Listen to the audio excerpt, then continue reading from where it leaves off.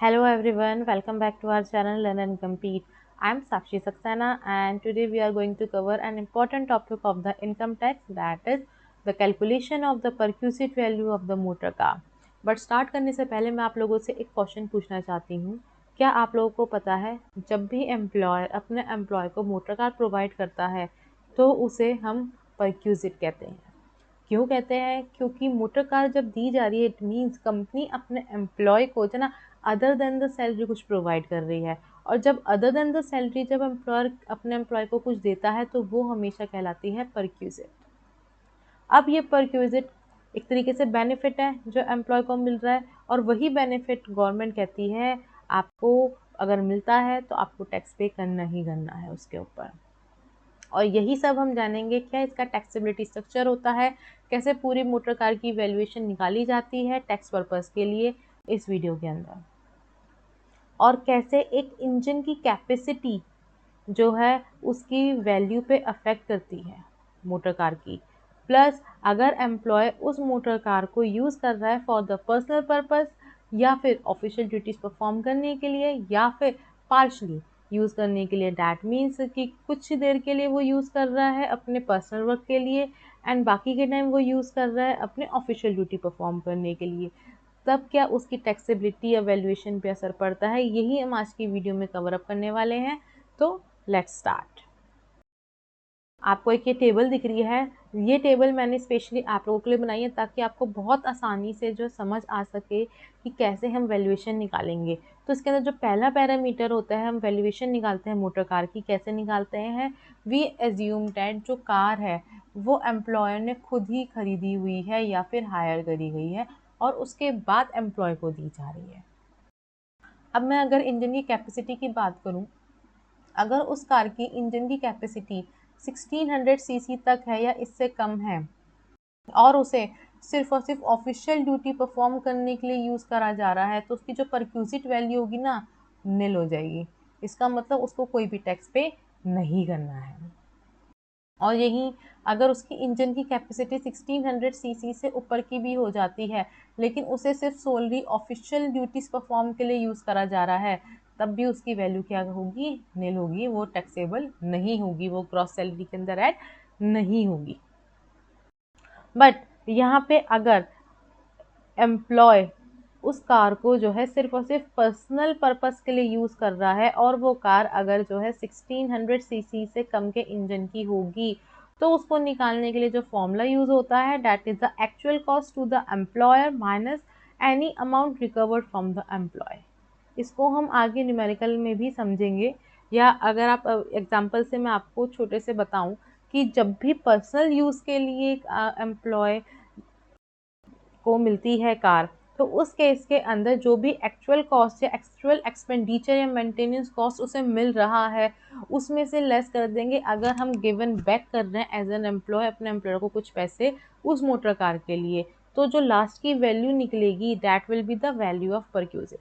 For example अगर company जो है मेंटेनेंस चार्ज जो है 10,000 रुपीज़ एम्प्लॉय को दे रही है और एम्प्लॉय जो है 8,000 रुपीज़ जो है अपने एम्प्लॉयर को वापस कर रहा है, तो उसकी परक्यूजिट वैल्यू क्या कहलाएगी? सिर्फ और सिर्फ 2000 रुपीज़।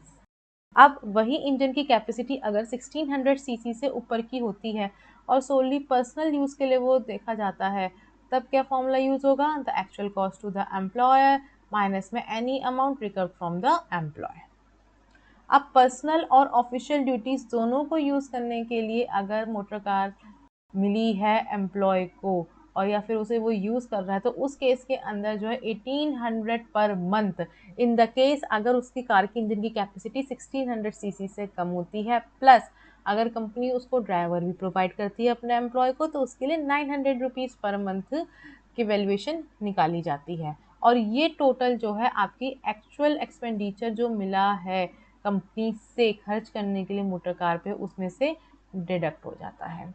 और अगर 1600 सीसी से ऊपर की कैपेसिटी है और पर्सनल ऑफिशियल यूज़ दोनों के लिए हो रहा है, तब ये वैल्यूएशन जब निकालते हैं 2400 रुपीज़ पर मंथ प्लस में 900 रुपीज़ पर मंथ ड्राइवर की फ़ीस हम इसमें ऐड ऑन कर लेते हैं। इसको अब हम एक छोटे से न्यूमेरिकल से समझते हैं। So let us understand this with the help of an example. I am assuming एक कोई मिस्टर एक्स था, वो एम्प्लॉय था, उसका एम्प्लॉयर वाई था और उस एम्प्लॉयर ने जो है मिस्टर एक्स को एक मोटर कार प्रोवाइड करी जिसकी वैल्यू ₹4,26,000 थी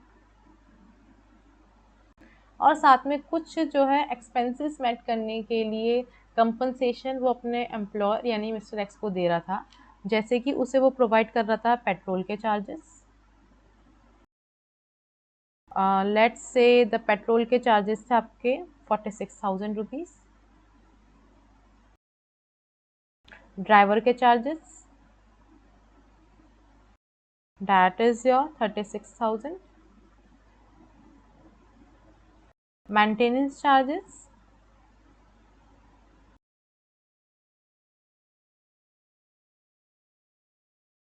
दैट इज ₹10,000। अब हमें वैल्यूएशन निकालनी है मोटर कार की। तीनों केसेस के अंदर अब हम देखते हैं, अगर वो ऑफिशियल ड्यूटी परफॉर्म कर रहा होगा, ऑफिशियल ड्यूटी, तो उस केस के अंदर उसे कितना टैक्स पे करना पड़ेगा या परक्यूजिट वैल्यू क्या होगी उस मोटर कार की, डैट विल बी द निल। क्यों? क्योंकि उसे कोई भी बेनिफिट नहीं मिल रहा है। अब अगर मैं बात करूं, अगर वो उसे सिर्फ और सिर्फ प्राइवेट पर्पस के लिए यूज कर रहा है, द प्राइवेट पर्पस के लिए, तो उस केस के अंदर हम परक्यूजिट वैल्यू कैसे निकालेंगे? उस केस के अंदर हम क्या देखेंगे, हम इसमें फॉर्मूला यूज करेंगे। सबसे पहले हम लिखेंगे the value of perquisite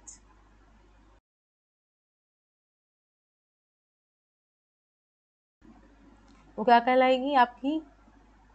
depreciation on motor car. फॉर्मूले के accordingly depreciation on the motor car जो कि आपकी 10% कही जाती है, प्लस में जो भी सारे एक्सपेंसेस जो कि एम्प्लॉयर जो है एम्प्लॉय को पैसे दे रहा है। तो इसमें आपके आ जाएंगे पेट्रोल के चार्जेस, ड्राइवर की फीस प्लस मेंटेनेंस चार्जेस। और अगर एम्प्लॉय ने अपने एम्प्लॉयर को कुछ अमाउंट वापसी दी है कार को यूज़ करने के लिए, तो उसे हमेशा हम डिडक्ट कर देंगे, माइनस में amount paid by employee to its employer. तो इस केस के अंदर वी आर एज्यूमिंग कि मिस्टर एक्स ने जो है वाई को जो पेमेंट करी है वो ₹12,000 की करी है, वी आर एज्यूमिंग। तो 10% कितना हो गया मोटर कार की वैल्यू का? 42,600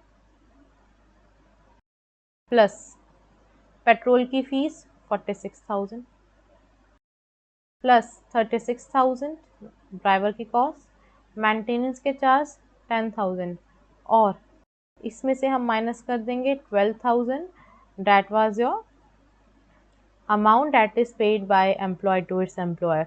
तो जब हम इन सब वैल्यूज को प्लस कर लेंगे it will give you 1,34,600 minus में 12,000, इट विल गिव यू 1,22,600। तो ये आपकी जो है वैल्यू ऑफ परक्यूजिट आ जाएगी जब उसे जो है सिर्फ और सिर्फ पर्सनल पर्पस के लिए उस कार को यूज कराए।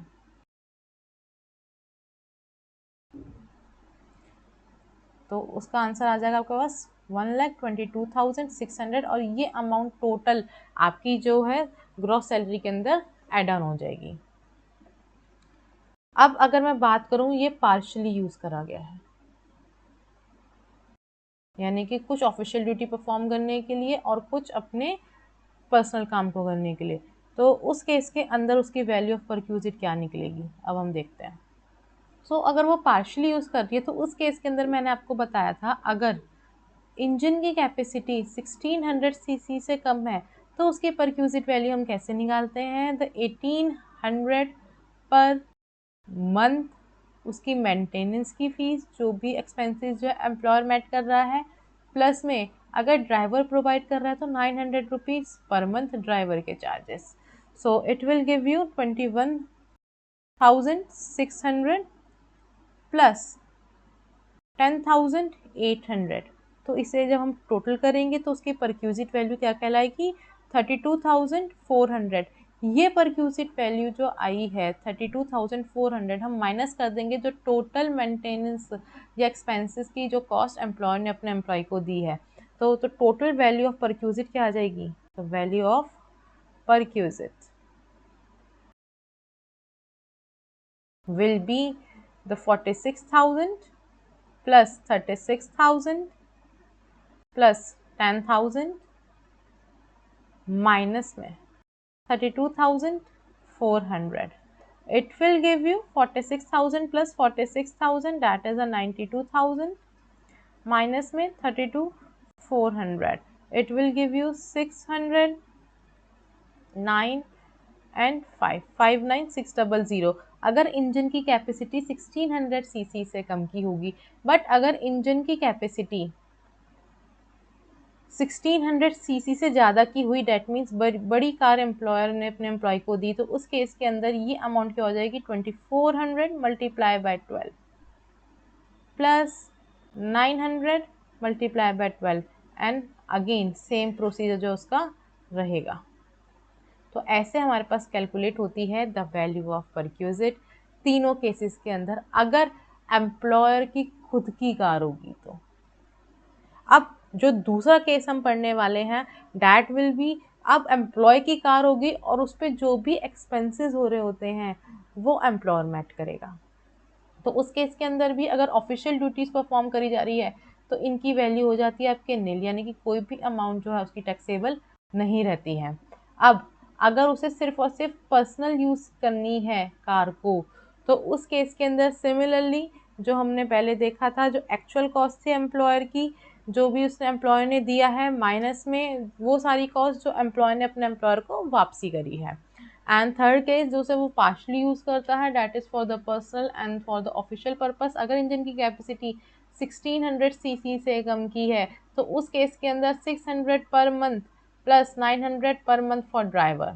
और अगर 1600 सीसी से कैपेसिटी ज़्यादा है उस कार की और पर्सनल और ऑफिशियल ड्यूटीज़ दोनों परफॉर्म करी जा रही हैं, उस केस के अंदर 900 पर मंथ जो है मेंटेनेंस फी और 900 पर मंथ ड्राइवर की फ़ीस को हम लेकर कैलकुलेट करते हैं। तो that's all for the today. Next class के अंदर हम इसका एक जो है प्रॉपर न्यूमेरिकल करने वाले हैं, जिससे हम समझेंगे किस टाइप के क्वेश्चन आपके पेपर में कवर अप होते हैं। So thank you all. अगर आपको ये वीडियो अच्छी लगती है तो इसे लाइक कीजिए, शेयर कीजिए। Thank you.